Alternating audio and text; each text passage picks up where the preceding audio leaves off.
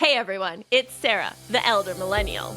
And this is Bill, the infant boomer. Welcome to Strengths on Fire, the podcast for strengths enthusiasts who want to have fun while leveling up. Get ready for a mix of powerful insights, unexpected stories, and plenty of laughs along the way. Hey Bill, you want to light these strengths on fire? Sarah, let's light it up! And fresh, back from Mexico. There she is. This is a real tan, not a spray tan this time, ladies and gentlemen. And if it looks pale, that's because I'm getting older. My skin doesn't tan anymore. Oh, yeah. So you're on with me and you're calling older. Okay. I'm not certain I'm going to resonate with that. That's so true. I love it when you really address the room about your age, hey, I own it. I own your infant boomer status. My infant boomer. I've heard a couple comments about our opening with infant boomer. Like it. I got no problem being an infant boomer. Yeah. I am more than happy to wear this gray. I'm not hiding it. It looks so good on you, really, easy, though. It looks great. Didn't you call me Santa Claus? I, however, will not be doing it. Santa Claus. Didn't you call me Santa Claus like a month ago or something, like where I went, oh. If I did, I can see it. It's very I could see you in a red suit. I think you could pull it off. I mean, you could make some children's dreams come true. Oh my God. Come on, Santa. Really? That's where you're going. That is where you're going. So I don't resonate with the Santa thing, but I'll step in. Maybe I need to let it grow. I don't know. Santa's got a lot of regular hair too. I think that's where I'm falling down. I mean, Santa can look like however you want, I think. Your totally imagination. True. It could be any Santa I want. That's right. I've never thought that I had to have a Santa, but I'm in. And then does Santa walk in? Does he drop the mic? I want to have a lot of fun as Santa. I want to, hey, let's have fun with this. Let's let the kids laugh. Let's get them moving. Some parents are going to be like, okay, Santa's a little wooey. Santa's a little much today. It's all right. Sometimes Santas aren't giving anything. I have a picture of my kids and Santa, and they were babies, and no one is smiling, even Santa. But I am. I'm like this. Because I'm like, I'll just smile for everybody. Do I get walk-in music? Right. I need some. I need a hype man. Whatever you want when you're Santa. Music. Speaking of my hype and music, I quick question for you, okay, Sarah. Right.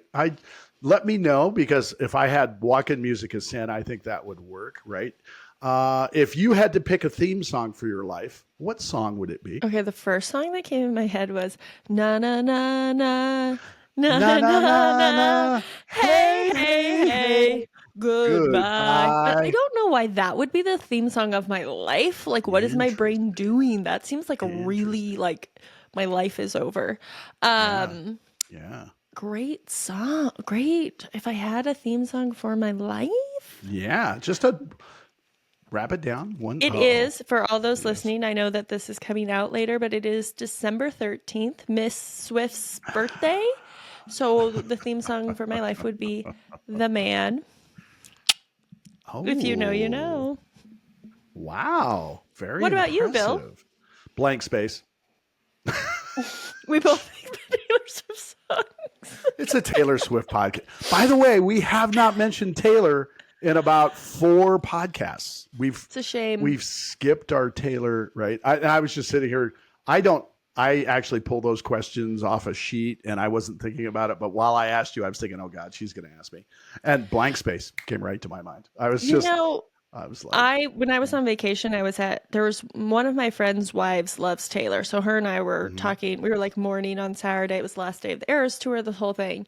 And then my best friend was on the trip with us and my husband, and we were at dinner one night, and the two of them do not understand or appreciate Taylor Swift.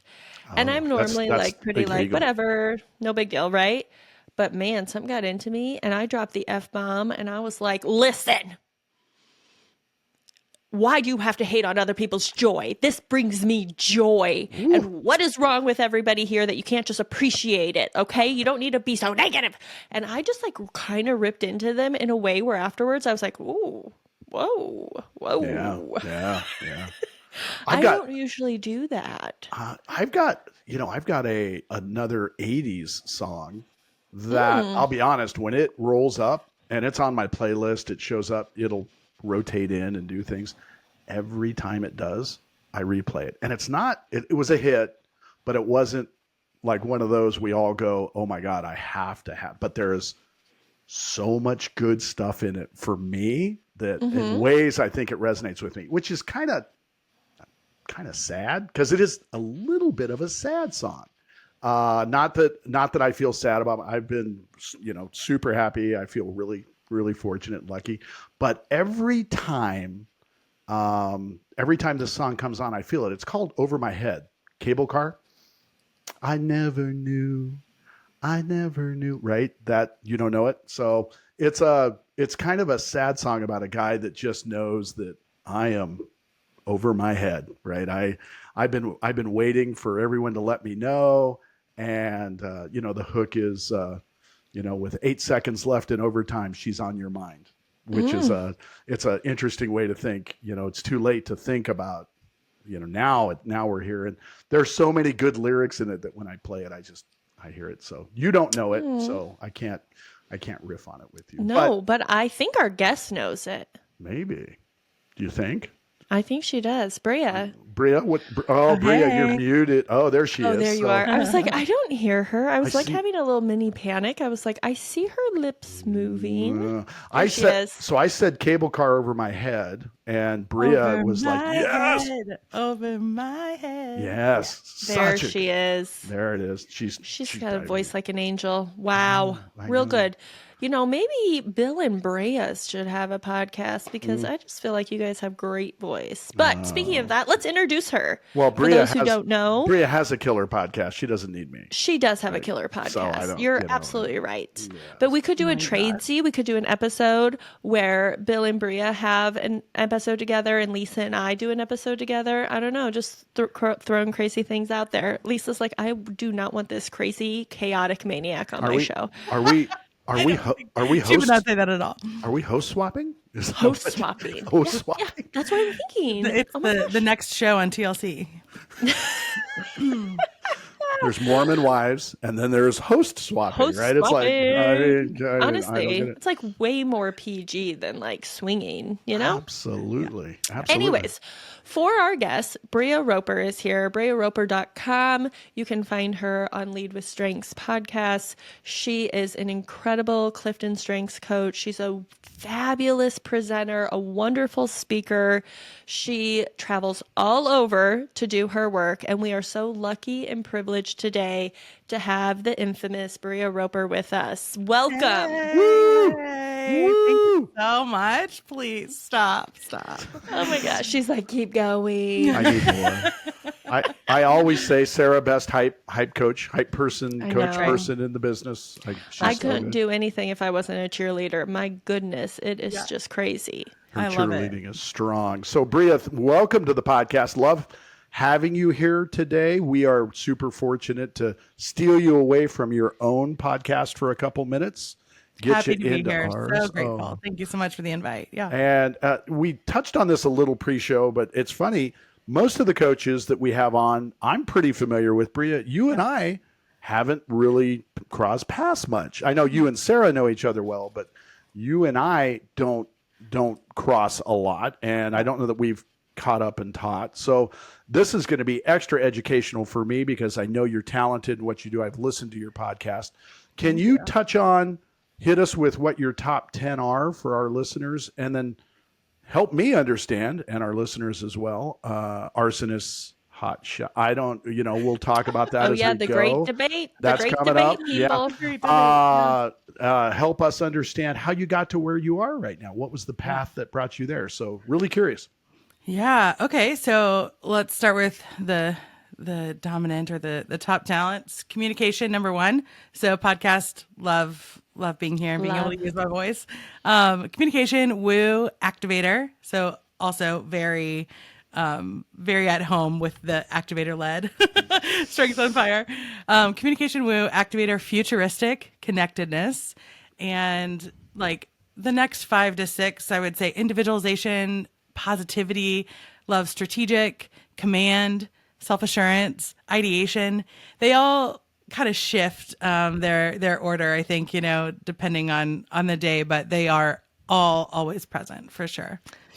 Ooh, I love that. I love that description. I just think they really do flow, don't they? Depending Yeah. on the day, your mindset, how much sleep you've had, who you're working with. It's like a smorgasbord of strengths that you get a pull from. Yeah. I love the way that Gallup, gives us our rank order, strongest to least strong. And I have a theory, which this is my theory. Gallup doesn't teach this, but I do think that order matters. And I kind of see it like a funnel. Maybe that's the wrong word. I don't know. But if you can imagine taking your, let's say, number 5, which for me is connectedness, take that out of the side of the funnel and put it in through the top, and it kind of like filters through communication, woo, activator, futuristic. So connectedness has that coloring or that flavor or that, picks up all the other ones above it. And in that way, I think like you can access any of the talents in any order, but the way that it comes out, right, is with whatever is above it. Does that make sense? Really good. And so likewise, sometimes that's helpful, but most of the time I like to think of them as a circle, like in a wheel, I don't know if you guys have used that worksheet that Gallup gives us, but Oh yeah. I think it's so visually just like so freeing to say, look, Yeah. these are the tools that are in my tool belt, and I can pick up any of them, and I don't have to worry about like the order as much, I'm so with you. I love that strengths wheel. It's one of the first Yeah. worksheets I'll give to new people to get Yeah. them out of that, because a lot of times when you're new, you'll hear someone say, well, strategic is 5 for me. And I'm just so surprised it's not higher. And I'm like, oh, honey, it's high. It's okay. It is. Just forget about 1, 2, 3. Like we don't need those numbers. Yeah. The And talent I is love strong I with love that too one. Yeah. that Gallup has put that version of that wheel at the end of the sales and managers and Yes. leadership reports, Yes. because it's so frequent. We're going through that and they're really digging into the depth of that report. And then we go there and say, right, give me something you're trying to achieve in the middle of that circle. Go ahead. Just Yeah. Right. make it simple. And then fill it in and let's start talking about this. So that, I think they found that tool so important that they actually added it to the end of all the supplemental reports. So Yeah. I agree with you. It's a great one. I don't always do it with new people, Sarah. I think that's really brilliant. I tend to wait a little bit, let them dive in and have more meat into what they know about their things. But it is a really good way to get them experimentally talking about it. So yeah, kudos Totally. there. Yeah. Really good. Yeah.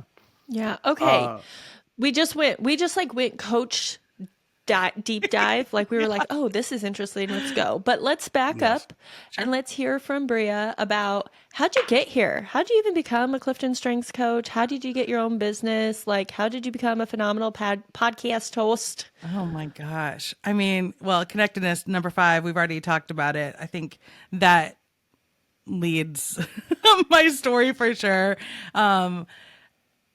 Gosh, I wish if wine was in this cup, we would be here for hours and I could tell you the whole thing. But the short story is, I first was introduced to strengths as a freshman in college. Okay. And that was a long time ago. And it was such a powerful experience for me, emotional, but just in a way of being felt. I could feel the truth, There was something about what I was reading about myself on the page, the qualities that it was describing in me as this little 18-year-old, first time away from home, things that I had been punished for, disciplined for, things that I knew were great about me. Remember self-assurance in the top? I knew I was a precious, precious little snowflake, but other people didn't. I felt so misunderstood. So having that experience really was great, but then nothing happened. We didn't do anything with it. It goes in a drawer just like everybody else. And professionally, it came up a few times over the years, and each time, same thing. I mean, just an instant like, wow, like this is really powerful, but I just didn't know what to do with it or how to use it or that I could do anything with it. It was more of just that affirmation, that validation, that, self-awareness, until about 15 years later, I had just moved to Dallas for a job, and 3 months in was let go very unexpectedly, and was very not a great not a great time in my life. And I was sitting on the floor in my apartment, and I just was like in tears. I had just moved my whole life halfway across the country, and I had the thought, to do strengths. So I got online and I took the assessment again, and same thing 15 years later, Yeah. and I was like, if I can give one more person this feeling, this understanding, that doesn't matter how many dollars you're putting up on the board, or it doesn't matter what you do. How you perform is not who you are, and what other people say about you is not who you are. You are good. Full stop. And I knew that was true to the core of my being. And when I took the assessment, every time I took the assessment, I had that experience, and I knew it to be true, and I just wanted to give it to someone else. So I reached out to a coach and had an incredible first coaching experience. And that was it, from there on out. Wow. So good. So good. It is so good. And you touched on this. You've taken it several times, or at least A few multiple times, three maybe. Yeah. Okay. 3. And I know we started riffing on this a little pre-show and thought, no, wait, all of our riffs should go on the normal. By the way, for those of us watching us, you noticed I waved a second ago. My neighbor, so my podcast studio has a window in it, and my neighbors have gotten used to seeing the lights on in my studio here, and I have one window open. So Brian, when you're listening, you'll know this. You just walked by, and I waved at you. That was your moment. Hey, Brian. So, hey, Brian. Everyone's saying hi to Brian. Hey, Brian. So I think he's a listener. I think he likes it. So he saw the lights on and got in the right angle and was like, I was like, oh, okay. So you've taken it 3-4 times. We, as Gallup coaches, we get asked that a lot. Should I take it again during life changes? Should I take it again over time? How does that come? And we have some pretty standardized answers Gallup has given us via the data that only a certain amount change, usually a pretty low amount, 80, we'll traditionally quote like 89% are going to stay right there, and some will drop just below, but nothing really gets crazy changes. But that's not your experience. Like, you are the unicorn in the Gallup world. And we thought, well, we have to talk about that on show. Stop. Let's not talk now. Let's talk on show. Don't waste the good stuff for you. Can you touch on that for us? Why did you take it multiple times, and what happened? Yeah. I mean, I think my experience was similar to most, where you take it at work, right? And at work they pay for the code, and so you just take it again because you don't know any better. Or maybe, I didn't know where my results were, or I had thrown them away, and I didn't know that there's a Gallup Access platform where I can go and access my results and other resources. You just don't know. You don't know. Right. So that's why I took it multiple times. And then the last time I took it was when I went through my certification, which was in 2017. So, but yes, I think you can understand why there might be some major shifts between taking it as an 18-year-old, fresh in the world, fresh out of my parents' house, fresh, in just a new situation, and 18, where my prefrontal cortex was still forming, right? Not quite fully developed, human yet. To, I don't know, how old was I, 7 years ago or 8 years ago? In early 30s, I guess. There's a big difference, so I can understand why there might be some shift there. But also, I think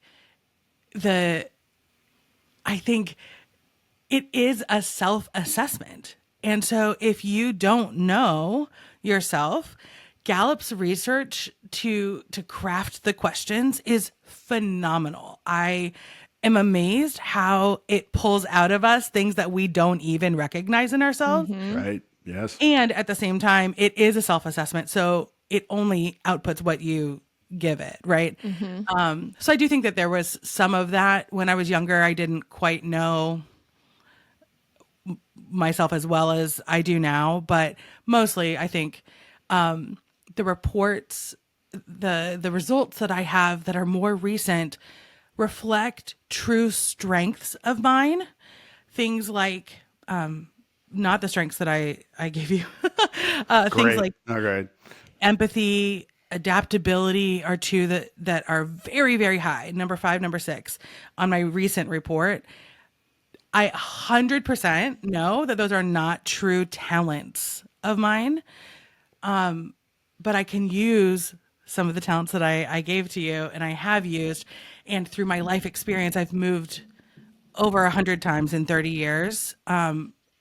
My adaptability, right? My need to be adaptable, not my Gallup adaptability, but just my being an adaptable person. I've had to learn how to do that. And I have learned how to do that. And it's a skill that I've acquired.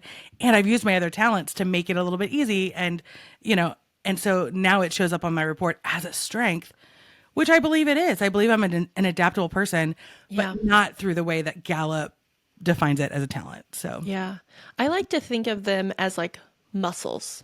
And so Sure. like your true talents, those innate talents that are undeniable, they are just born bigger muscles. Yeah. And just like anything, we have to like work out a muscle.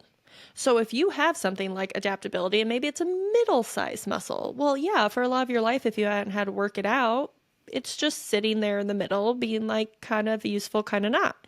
But if all of a sudden life demands, you're putting tons of time and energy and effort, then you've built that into a bigger muscle. Now, theory would suggest if your life totally changed and you stop putting all of that work into adaptability, it would go back down to the same size of medium-sized muscle. And I think that is a really easy visual of how to think about how some of these shift and why. And I just think like those, I don't know if you would say this, Brea, but I always say communication is a core strength of mine. It was born a big ass muscle and it doesn't take a lot of effort. Yeah, that's right. That's right. In fact, most of the time I have to be like, stop Yeah. giving that energy Yeah, that's right. That's because right. it's just so big and strong naturally. Yeah. When I was in college, so I'm the oldest of 8 kids, and I know, it's crazy. When I was in college, my youngest sibling was born. And I remember, because I went to school really close to my family. And so my mom brings all the kids up, and they're, I don't know, maybe 10 and under, 12 and under. I don't know, young, Yeah. And so here come all these kids, including this newborn. And my friend Andy was on the football team and big, like when we're talking about muscles, he's got him. And I remember being in the lobby of the dorm holding my little baby Mark. And Andy's standing there and I was like, do you want to hold him? And I kind of like, hold him out like this.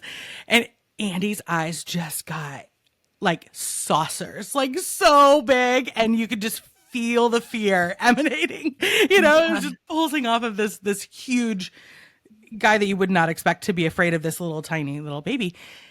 And with all sincerity, I can still picture and hear it like exactly with all like genuineness and sincerity. He says, "Me, like I don't want to crush him." Right? So sweet, but there's that truth of when our strengths are so strong, right? That they can crush. And I know you guys talk about dumpster fires, and I'm not.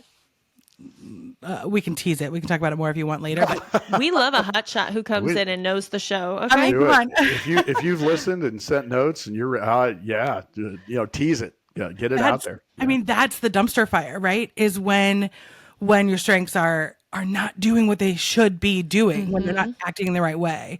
And that's what I think of when I think of too strong. You can when you just go in and it's, the bull in the china shop, or it's the, the college football player that crushes the newborn, Does the little part, right? Yeah. Yeah. As I listened to you, you had mentioned this earlier, pulling connectedness out of the middle and then sprinkling it on the top and seeing how that plays through. And I'm glad you brought up connectedness as one of the themes you came in with, because as I listened to you talk, I get It's the everywhere. communication, right? But how also everything, I moved so many times. I did this, I did that, I've done this. You and I understand connectedness at a certain level. It's number 8 for me. It's number 26 for Sarah. So connectedness is a little different on, I think, for her blush on it.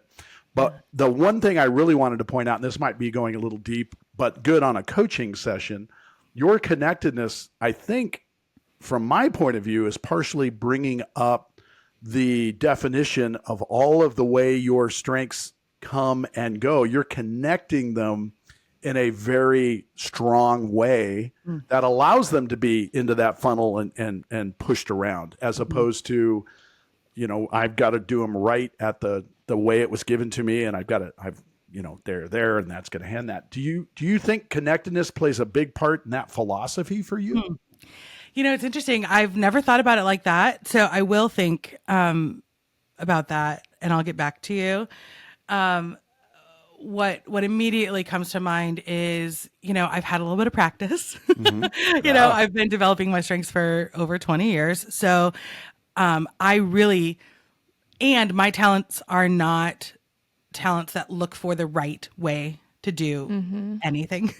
I think the right way is your way.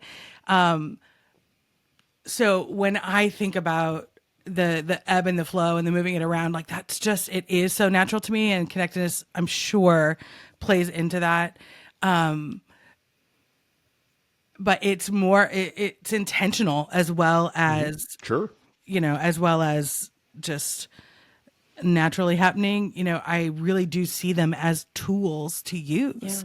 This is, you can probably tell when it comes to strengths philosophy, I'm very passionate about it being more than self-awareness. This is not just a test that you take to tell you who you are. Like, it's so much more powerful than that. And if you leave that on the cutting room floor, like, you are just missing so much from the development side. And I love that about this assessment. So that's, I hope what you're hearing is my familiarity with my talents and my ability to just kind of use them, as I want to and need to. Yeah. I'm like doing this. I need you to pull out, tell us more. Okay. So you say, I think this is great. And I say this too, right? The assessment is a starting point. Yeah. And it's great to hold the mirror up to our face and be able to be like, oh, yes. Like you had that feeling. Yeah. I can remember after I had been teaching strengths for years, not certified in higher ed. Yes. And I got certified, and I remember they give you like one free coaching session with like a Gallup coach. Yeah. And I thought in my mind, I'm going in there like they're going to teach me how to be a better coach. Right. And really what they did was like coach me. And I was blown away. Even though I had been already doing strengths, no one had ever sat down and like literally explained me to myself in a way that felt so real. So like for the realm of self-exploration, awesome. Amazing. But Amazing. it's more than that. And that was the thing that you're keying on to. So tell us, what else is there? Yeah. Yes, you're right. You have to start there. I mean, you can't grow it if you don't know it, right? So you have to know before you grow. So, but the growth, that's the thing, is when people hire you, Bill, me, to coach them, most of the time, if they're new to their report, we're not actually doing a lot of coaching. It's a lot of teaching. There will be some coaching questions here and there, but we have to help people understand, right? But beyond understanding, beyond the knowing, is appreciation, right? Do I love this about myself? Do I see this as a strength? Or a lot of times I'll pick on empathy again. A lot of times people with empathy or other talents, they've been punished for that. They've been told you're too soft, you cry too much, you're too sensitive, and it's not a strength. So they see these things on the report. For me, it was communication. You talk too much, right? Shut up. We don't care. We don't want to listen. So because of my other talents, I knew that was good about me. But often we learn that the things that are strongest in us, the things that we give because they are so natural to us, we might come in too strong and crush Unknowingly. unknowingly. So we have to learn that, number one, these things are good, or they can be good about us. And once we can come to that self-appreciation and see how it can not only be good for us, but also good for others, then that's where the magic begins. Then you learn, just like Andy was able to learn. I mean, he's not an idiot, even though he was a football player, but he's now he's a PhD and like a scholar and all the things. Very, very, very smart guy. He could adapt in that moment and just know that, like, okay, I'm not gonna flex my muscles. I'm gonna use my strength to protect this little one instead of crushing it, and we can do that too, but that's where the coaching is helpful. That's where our work begins, is learning how to use the talents that we have to do whatever it is, that we need to do. I love that you brought up the teaching component in the beginning, Sarah. I'm sure you resonate with this at some level, but correct me if I'm wrong, hit me in a different way, but you're absolutely correct how often when we start working with teams and organizations, the opening segments are really just teaching you. I need you to understand and grapple with the basic ideals of what this says about you. And I want you to start thinking about what it says about the people around you. Just getting them over that hump, right? Over that mountain, and then start getting to where you have gone, which is, I feel this. I really understand and grit that.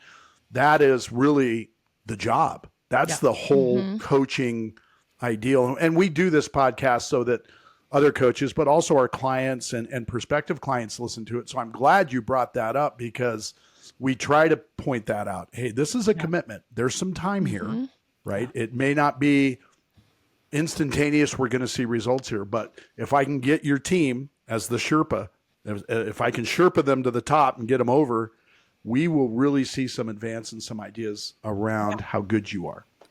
And it's so interesting too, because exactly what you're saying. I mean, the time, the investment over time is really the secret sauce here. And that's really where you start to see the results.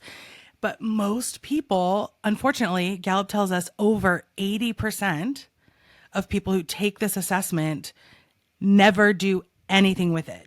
They don't talk to anyone about it. They don't share their results with anyone. They don't read beyond. They don't, let alone have a coaching conversation, right? So the strong majority of people are not moving beyond that awareness.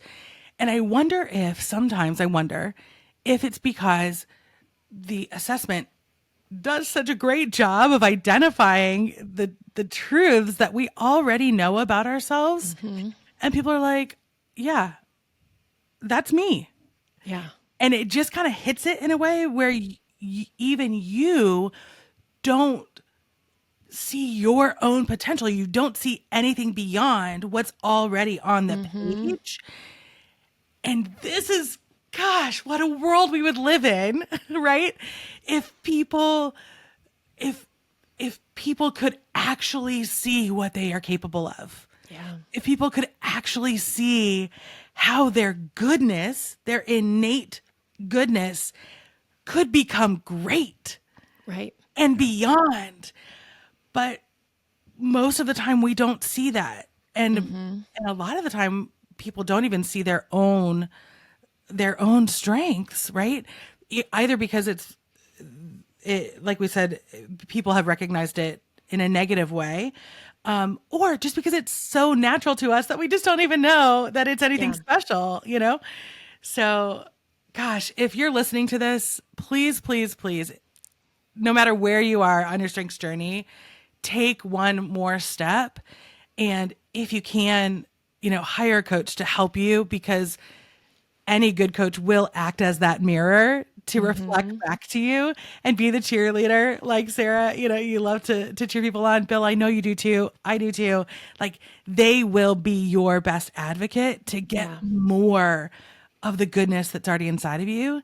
And that's the thing that, out of all the teaching things, we're not talking about Clifton Strengths. We're not talking about talent themes. We're not talking about any of that language, but getting people to this mindset shift of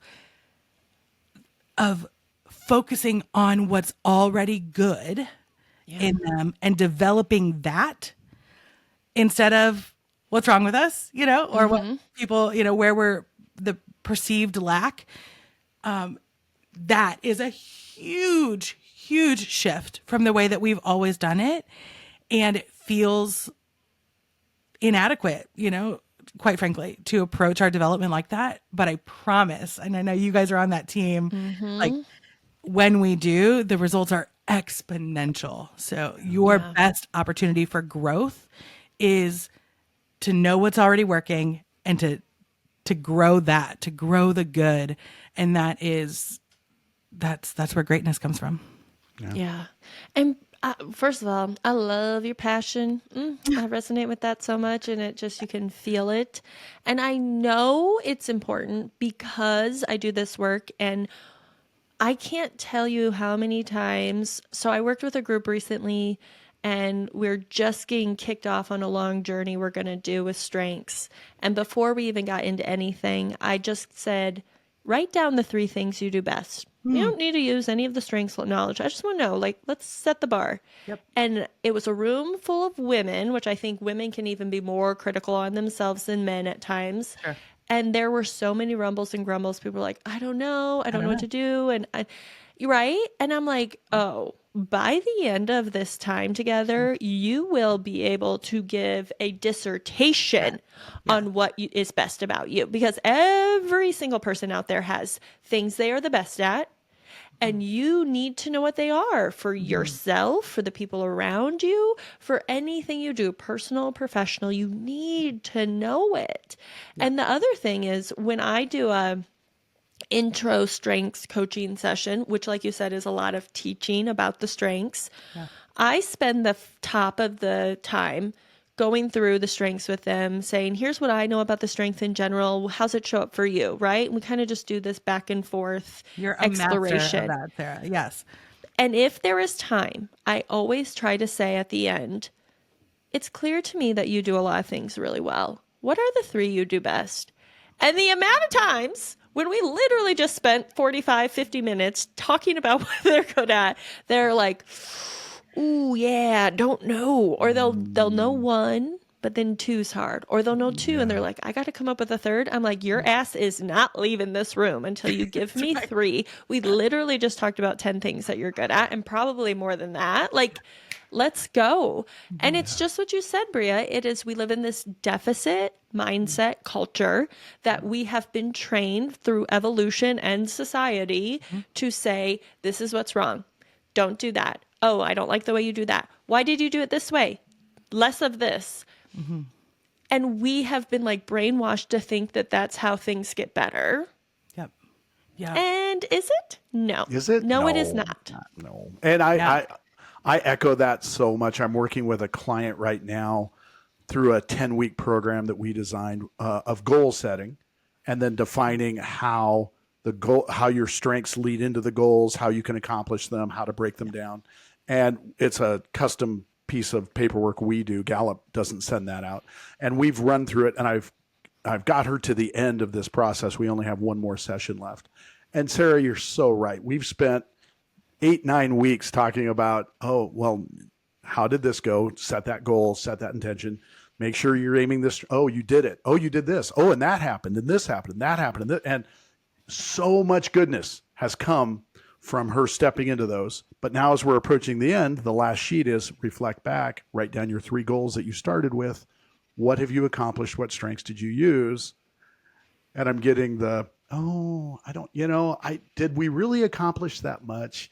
And as I go through our notes, I'm explaining to her, well, you know, you did. Oh, I did do that. Oh, and you know, you did. Oh, you're right. We did do that. And that led to the, you've got a pen in your hand. Start, right? Yep. Just start the seed and start getting there. And that deficit mindset plays to the, oh, I don't know that I'm that good. Well, Yeah. stunningly, you are. You are that good. Let's really jot down what you've accomplished, what you've done, and how do we keep moving that forward. And I see that deficit mindset on our groups, on our individual coaching groups, and it's another barrier. It's another Sherpa to the mountain moment to get them over to that next top. Yeah. One of my favorite workshops that I offer is it's based on a book called Soar with Your Strengths, which is co-authored by Don Clifton. Hey, ooh, the OG cover. Look at you. The OG is Gabbers in there. for our 10,000 listeners. Sarah's showing the book off, had it in her hand. We actually talked about it pre-show, and she had it right there. I also bought this because of Brea. For the record, for everybody. By the way, you I noticed had seen it before at an institution, did not own it. Brea and I had a coaching conversation together at one point in time, and I was like, I'm getting that book in my library. I'm doing it.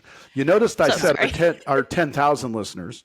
Yes. I'm going the other way now, Sarah. I always say our 4 listeners. Now I'm going to our 10. 10,000. That's right. You know, I see our numbers. 10,000 is not real, but I am running it. 10,000. I'm running it. Our 10,000. So Brea, continue about the book to our 10,000 listeners. I love it. Yeah. If you're watching the video, the cover that Sarah, I don't know if that cover is sold anymore. The new one is bright orange. So if you see that on Amazon, go for that. It's called Soar with Your Strengths. It's co-authored by Don Clifton, who is the grandfather of positive psychology and the founder of the CliftonStrengths Assessment. Anyways, the workshop is based on that, and it covers in the book, it talks about the myths that we have been taught to believe about how to develop, like what, traditional development says this, the myth, but more modern research and the positive psychology approach, right, is this. Yeah. And I think there are 5 or 6 of those, but the one we're talking about right now is not just the mindset. It's that the mindset is included in, we've been taught that strengths will just take care of themselves. Mm-hmm. It's already good. It's already working. It's already strong. So like, it's good. So let's go work on everything else. Right. Yeah. Mm-hmm. And what a myth, because just like Sarah, your example was perfect. People don't know what's good and what's working, and they're missing it. Even after a 45-minute conversation focused on only that, right? Mm-hmm. They still can't reflect back to you what is working. So the strengths will not take care of themselves, which is why the assessment, why the language, why the coaching, why the investment is so important, because your return on your investment in your strengths is so much greater than any investment that you would put in your non-talents. So that's it. Thanks for coming to my TED Talk, everybody. Wow.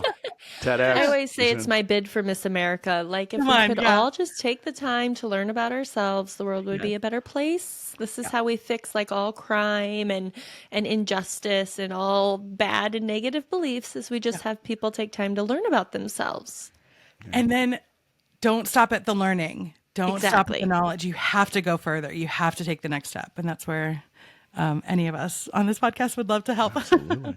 Absolutely. Well, we did tease it just a little bit. And I'm curious, do you want to expand on a strengths dumpster fire opportunity for you? Or you want to expand on the one we've hit on? Do you want to just blow past this, since you tell us? Yeah. Right. It's your show today, Brea. We just want you to tell us. So is there a dumpster fire moment in your themes that you want to highlight?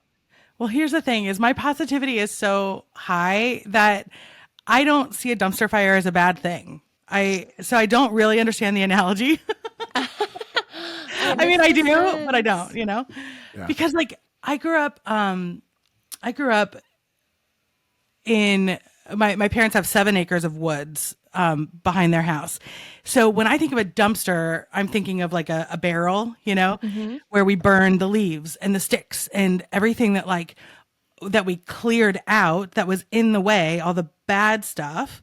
We put it in the barrel, and burning it in the barrel or burning it in the dumpster is actually what we wanted to do. That's a great thing, And same thing for a dumpster. I mean, if you're throwing things in there that you don't want and you're eliminating it, you're getting rid of it, like, isn't that great, So I myself am not a gardener, but my sister Anna is, and I was visiting her beautiful garden one day, and I noticed what I thought looked like weeds, which, again, I'm so not a gardener. I don't even really know what that means. Right. So I asked her, I said, what is this? What is this? What is this? What is this? Is this a weed? And she said, well, what is a weed other than a flower that's just in the wrong place? Oh. And I said, okay, that's cute, but no, like, don't weeds, like, they actually like harm the other things around it, right? I mean, it's not good that it's here. And she said, no, that's not actually true. It's just, it doesn't belong. If you put it in a different place, then it will do what it does best, and it won't hurt the things around it. But it's not complementing, it's not adding, and it's in the way. So it's keeping the other flowers from maybe, doing all the things that they need to do in the soil, and it's hindering their growth. But it's not because it's bad. It's just because it's in the wrong place. And I was like, that is the perfect metaphor, right, for talents. So when I think of a dumpster fire, I just think of a talent that is in the wrong place or at the wrong time. It's the college football player, who maybe crushes, instead of protecting, or protecting instead of crushing, but every talent can get in our way, and every talent can lead us to victory. We just have to know how to use it and put it in the right place at the right time. Yeah. So good. And So I think true. you're hitting on the dandelion salad theory, right? Tell me more. Just that, dandelions are considered such a nasty weed in lawns and other goodies, but dandelion salad is actually That's right. pretty darn good. And in the right spot, if you know how to grab them and you do the right things with dandelions, it's a nourishing component to an okay meal. We had a dandelion salad cafe here in town that was pretty fun too. So. That sounds so delicious. And I actually shouldn't say this because I've never had dandelion salad.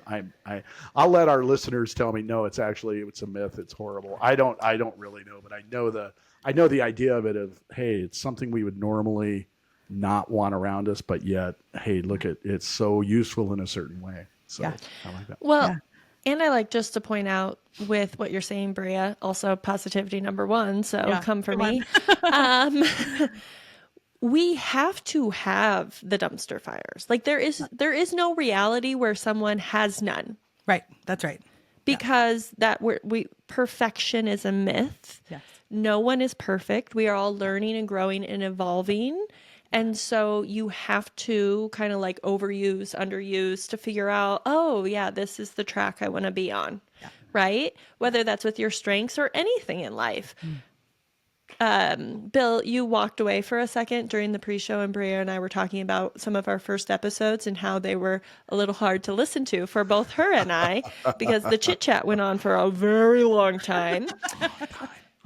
And the thing that I know is true is that was hard for me to listen to, but I knew going into a podcast that we just had to do it and learn and get better.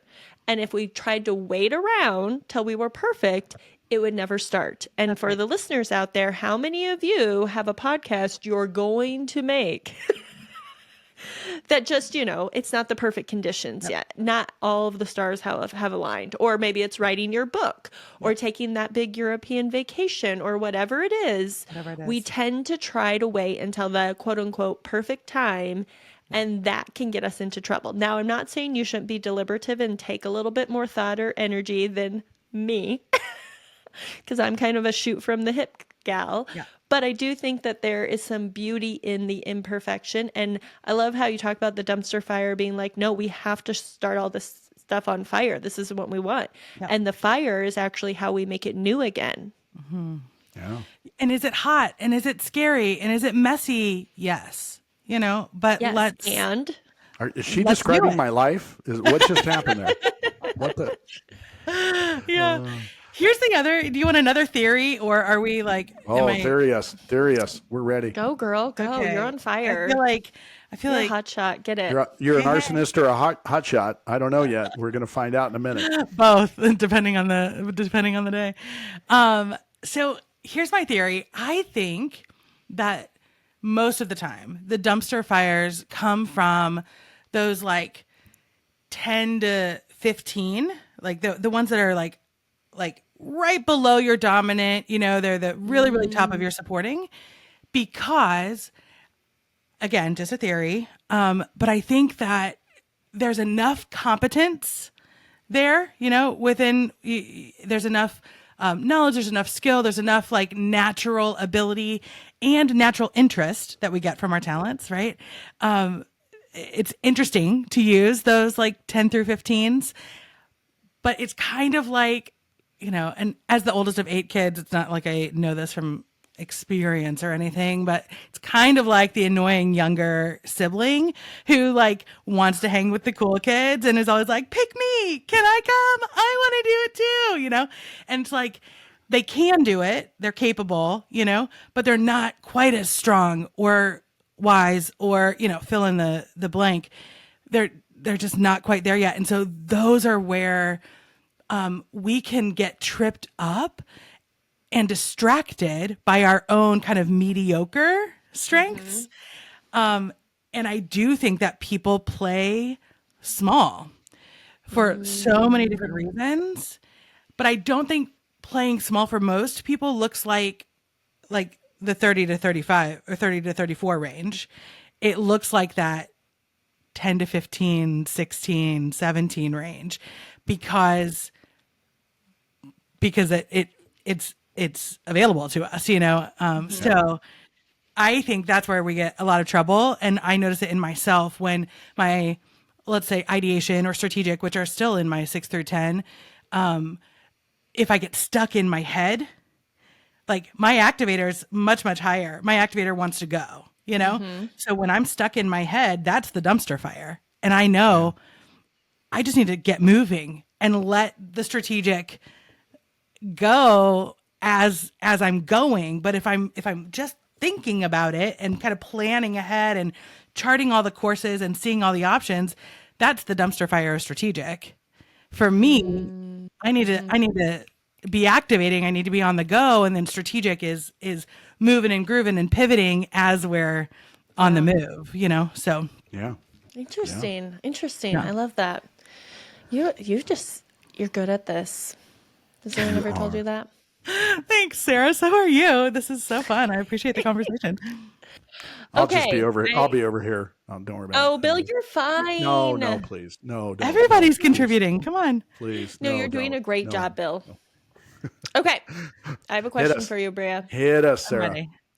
You're stuck in an elevator with your top 10 strengths or top 11 if you do so choose, and a very bored cat.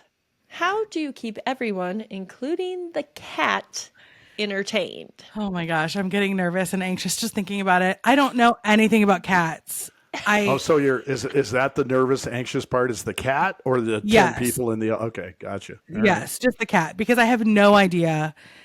There's no part of me that likes a cat, and I just don't know how it's going to behave. So I don't know how to keep it entertained.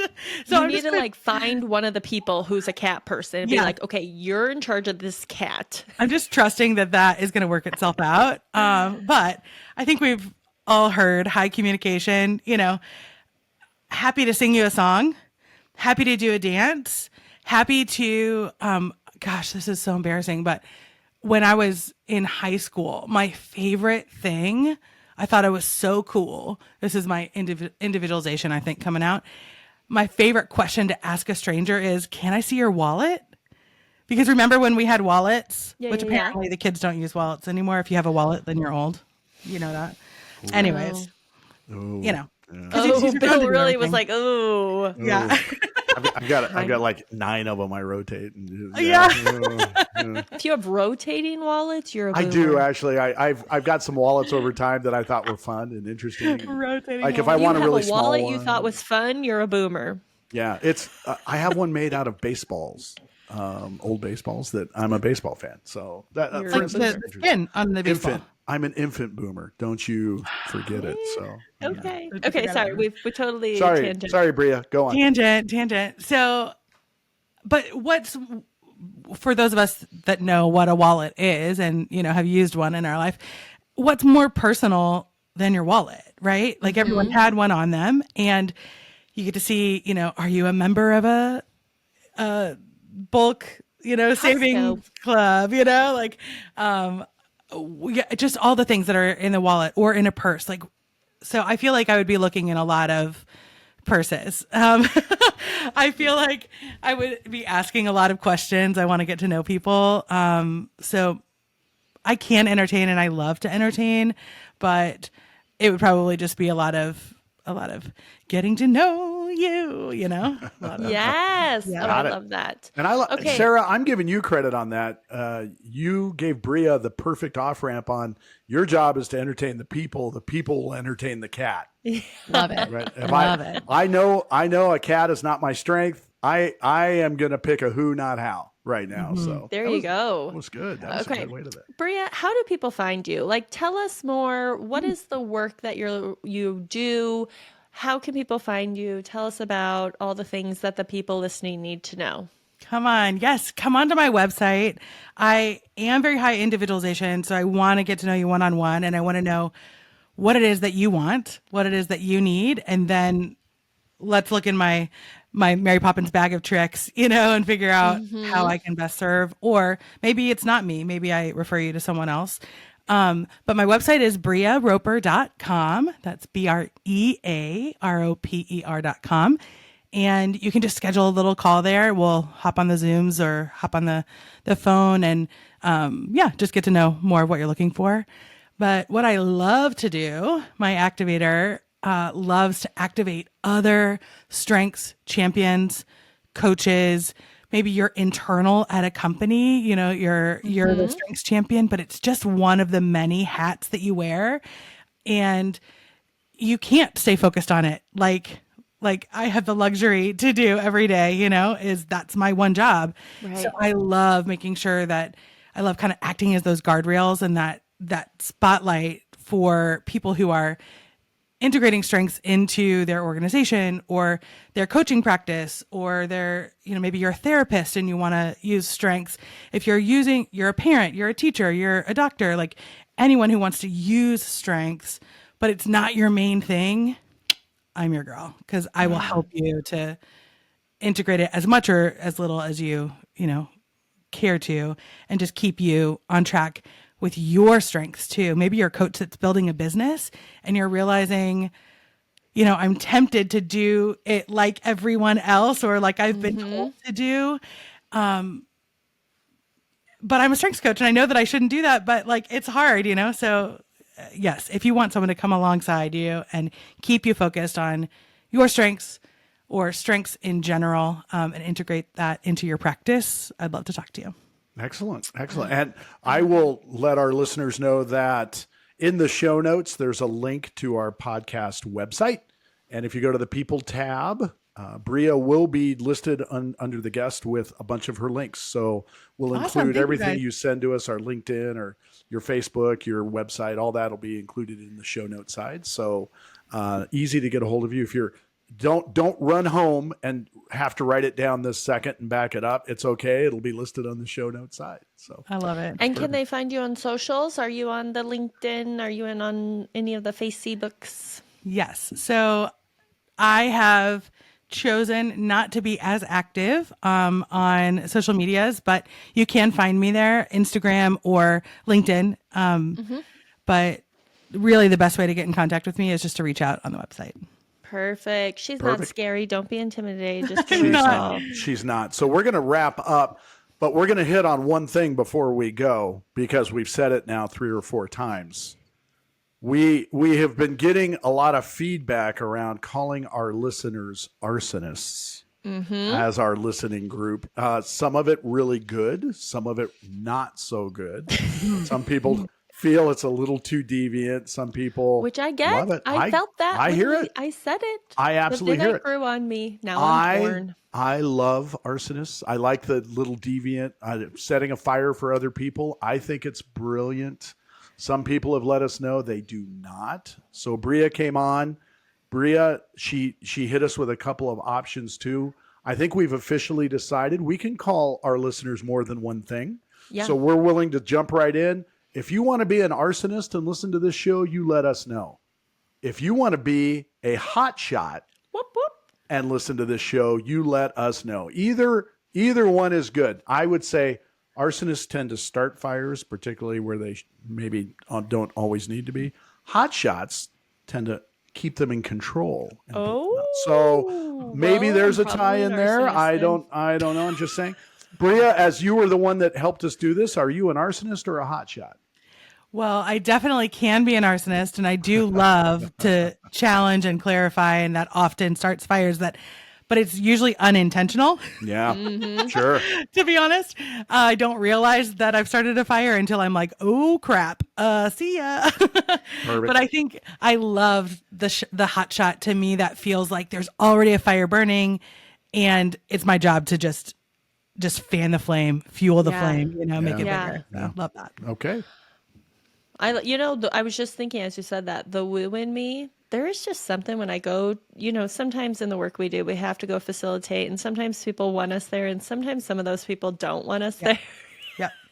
And I have walked into rooms before where, no offense to any of these people, but older men will be like, I gotta sit here and listen to this for 4 hours today. Yeah. And I'm a total arsonist in that moment. I'm like, buddy, by the time you leave, you are gonna give me a hug. You're gonna love this shit so much. Get in here, buddy.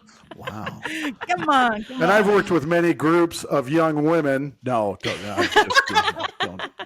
Well, young women love you. Don't say anything negative about them. Everybody loves Bill. Everybody loves So true. So true. I can't say anything negative. So again, Brea, thank you so much. Thank you for helping us with our naming conventions. Thank you with hitting some of the myths and ideas around Gallup strengths. I love that. You are so incredibly passionate about what you do and how you do it. We love to hear that. Your amazing co-host on your podcast will be joining us soon as well. I think we've booked her. It's coming up. So that will be coming up as well. Also, if you send us the link to your podcast, we will gladly put that on our website end too for you. Give it a shout out really quick. What's the name of it? It is another strengths-based podcast. So yes, we talk about Clifton strengths, but we also just talk about strengths in general, and it's called Lead Through Strengths. It's a kind of a teal and orange cover art. Lisa Cummings, Brea Roper, Lead Through Strengths. Whoop. Perfect. Those are much more bite-sized episodes. If this is a little too long form for you. Well, you mentioned we were a little chatty when we first started doing this. I literally went to a networking event 2 days ago. And I walked in, and one of the people, we were talking about my podcast, and we were talking, hey, we really love it. We're doing this. And a lot of them are listeners. And one of them comes up and goes, I've listened to the first 10 minutes of every episode you have. That's all I can do. And then I was like, well, why? And she goes, well, it's just too chit chatty. I'm like, well, then fast forward 10 minutes. Yeah, you're listening to the wrong part, man. Yeah, you need to go ahead and just go. And then now I think she is Joanna. I'll say the name. Joanna is now going to when we introduce, and suddenly it all makes sense. So that's awesome. Yeah. And we love that part. That's awesome. So. Well, thank you guys for the invite. You guys are both of y'all are just excellent at what you do, and you are out there doing the good work and fighting the good fight. And I'm so grateful that you activated your strengths to create a spark and to fan the flame in those of us that are listening. So thanks for doing that and for including me. It's been a pleasure to be here. Love having you here. Love fest. It's a love fest. Da da da da da da da da. Thank you for joining us on Strengths on Fire. If today's conversation sparked something in you, be sure to subscribe, share, and leave a review. We're here bringing you fresh insights to fuel your growth and ignite your potential. Remember, your strengths are powerful, so let's keep the fire burning. And if you're looking to transform your organization through strengths-based strategies and coaching, reach out to Sarah Collins, founder of Collins Collective, or Bill Dipple, founder of Bill Dipple Strengths Coaching. Connect with Sarah at wearecollinsco.com. Follow her on Instagram at SarahCoachCollins, or email her at sarah@wearecollinsco.com, SARAH.